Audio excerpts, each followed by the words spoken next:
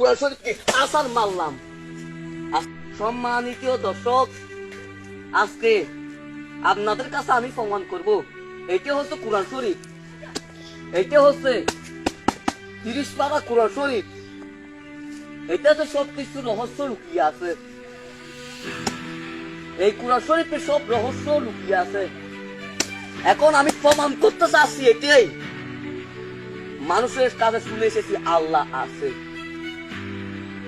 মানুষকে সৃষ্টি করেছেন আল্লাহ। এখন আমি বুঝতে চাচ্ছি মায়ের ওসিলায় সন্তান দুনিয়াতে আসে, মায়ের ওসিলায় সন্তানের জন্ম হয়। আমি বুঝাইতে চাচ্ছি এটাই যে আল্লাহ যদি থেকে থাকে কোনো না কোনো পাওয়ার তো অবশ্যই দেখাবে।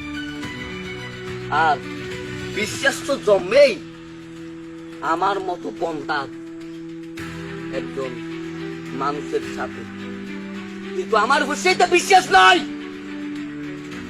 বিশ্বাস নাই।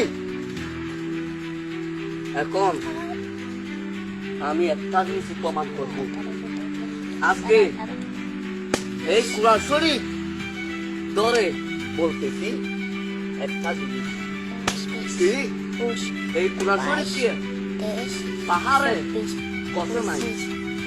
আমি লোকের কাছে শুনেছি, মানুষের কাছে, এই কোরআন শরীফ পাহাড়ের কত নাই। সেই কোরআন শরীফ আমি হাতে নিলাম। এখন আমি বুঝতে চাচ্ছি আজকে আমি কোরআন শরীফকে অপমান করব, আল্লাহ একটা আমি নিশানা দেখাবো। হোক সেটা আমার মৃত্যু, হোক আমার এক ধরনের বিয়ারাম, সেটা আমি মেনে নেব, শুধু আল্লাহর বিশ্বাস আমি পাওয়ার জন্য। আল্লাহ আছে দুনিয়াতে, আল্লাহ উপরে আছে, আল্লাহ আল্লাহ বলতে কিছু আছে, সেটি প্রমাণ পাওয়ার জন্য, বিশ্বাস আমার ভিতর ঢুকার জন্য আমি আজকে প্রমাণ করব আল্লাহ আছে, আল্লাহ কবার আমি দেখবো। তাই আমি তার মারলাম, দেখি আমার কি হয়। কাল পরশু 1 মাস টাইম আছে, কিন্তু আমার যদি কিছু হয় তাহলে আমি বিশ্বাস করব আল্লাহ আছে।